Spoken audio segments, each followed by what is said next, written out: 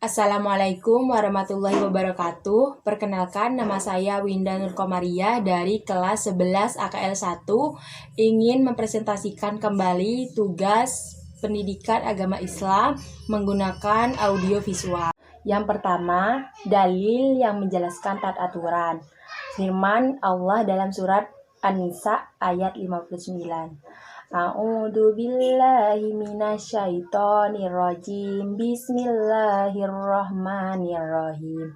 Ya ayyuhalladzina amanu atiullaha wa atiur rasul wa li amri minkum wa in tanaza'tum fi sayyin faruduhu ilaihi Allahi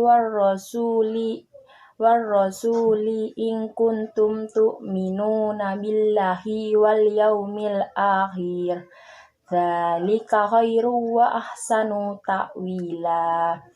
Artinya, wahai orang-orang yang beriman, taatilah Allah dan taatilah Rasul-Nya dan pemerintah atau penguasa di kalangan kalian. Jika kalian berselisih dalam suatu perkara, maka kembalikanlah kepada Allah dan Rasul-Nya. Jika kalian beriman kepada Allah dan hari akhir, yang demikian lebih baik dan lebih bagus akibatnya. Yang kedua, dalil yang menjelaskan tentang kompetensi dalam kebaikan. Firman Allah dalam surat Al-Baqarah ayat 148. A'udzu billahi minasyaitonir rajim. Bismillahirrahmanirrahim. Walikulla fi'hatu huwa muwalaiha fastabiqu khaira aina ma takunu ya'ti bikumullahu jami'a. Innallaha ala kulli syai'in qadir. Artinya, dan setiap umat mempunyai kiblat yang dihadap kepadanya. Maka berlomba-lombalah kamu dalam kebaikan. Di mana saja kamu berada, pasti Allah akan mengumpulkan kamu semuanya. Sungguh Allah Maha Kuasa atas segala sesuatu. Yang ketiga, dalil yang menjelaskan tentang etos kerja. Firman Allah dalam surat Al-Qasas ayat 77. A'udzu billahi minasyaitonir rajim. Bismillahirrahmanirrahim. Wabta'i fima ataqallahur akhirata wala tansa nadibaka minad dunya wa ahsin kama ahsanallahu ilaika wala ta'in fasada fil ardi innallaha la yuhibbul muhsidin. Artinya, dan carilah pahala negeri akhirat dengan apa yang telah dianugerahkan Allah kepadamu. Tetapi janganlah kamu lupakan bagianmu di dunia dan berbuat baiklah kepada orang lain, sebagai Allah telah berbuat baik kepadamu, dan janganlah kamu berbuat kerusakan di bumi. Sungguh Allah tidak menyukai orang yang berbuat kerusakan. Dan di sini saya akan menjelaskan isi kandungan surah Al-Maidah ayat 48. Yang pertama, Al-Quran diturunkan untuk membenarkan kitab sebelumnya. Yang kedua, Al-Quran juga sebagai bantu ujian bagi kitab sebelumnya.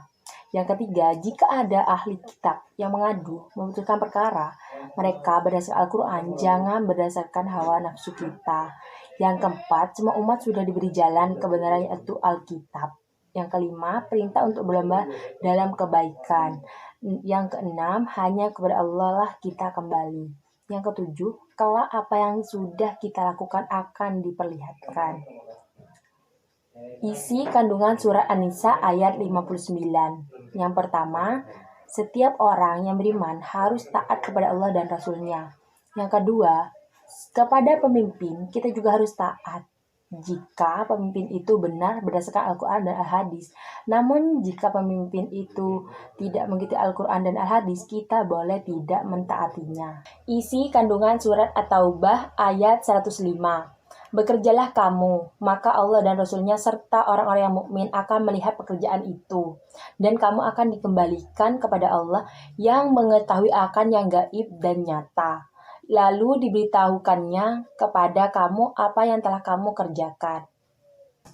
Dan selanjutnya saya akan menjelaskan pesan-pesan surat Al-Maidah, yaitu sekiranya Allah menghendaki, niscaya dijadikannya satu umat saja, tetapi Allah hendak menguji kamu terhadap pembenarannya kepada kamu, maka berlomba-lombalah berbuat kebajikan. Hikmah surat Al-Maidah, bagaimana umat Islam untuk selalu beriman kepada Allah dan kitab-kitabnya, karena kitab Allah adalah sebaik-baiknya pedoman untuk menuju kebahagiaan dunia dan akhirat. Pesan-pesan surat An-Nisa. Taatilah Allah dan taatilah Rasul dan ulil amri di antara kamu. Kembalikanlah kepada Allah dan Rasul jika kamu beriman kepada Allah dan hari kemudian. Hikmah surat At-Taubah, bahwa Allah memerintahkan kepada kita untuk semangat dalam melakukan amal saleh sebanyak-banyaknya. Dan yang terakhir, saya akan menjelaskan tentang paparan keterkaitan antara sikap berkompetensi dalam kebaikan dengan kepatuhan terhadap ketentuan Allah. Yang pertama, surat Al-Maidah ayat 48, menyajikan tentang Al-Quran untuk menentukan benar dan tidaknya ayat-ayat yang diturunkan dalam kitab-kitab sebelumnya. Yang kedua, surat An-Nisa ayat 59, menyajikan tentang seruan untuk mematuhi Allah dan Rasul-Nya, dan apabila di antara kalian yang berbeda pendapat, maka kembalikanlah pada ketentuan dalam Al-Quran dan Al-Hadis. Yang ketiga, surat At-Taubah ayat 105, menyajikan tentang seruan untuk selalu bekerja, mencari nafkah, serta ditekuni dalam ibadah yang konsisten. Demikian penjelasan dari saya. Jika ada kata yang salah, mohon dimaafkan. Semoga kalian yang mendengarkan bisa paham apa yang saya jelaskan. Saya akhiri. Assalamualaikum warahmatullahi wabarakatuh.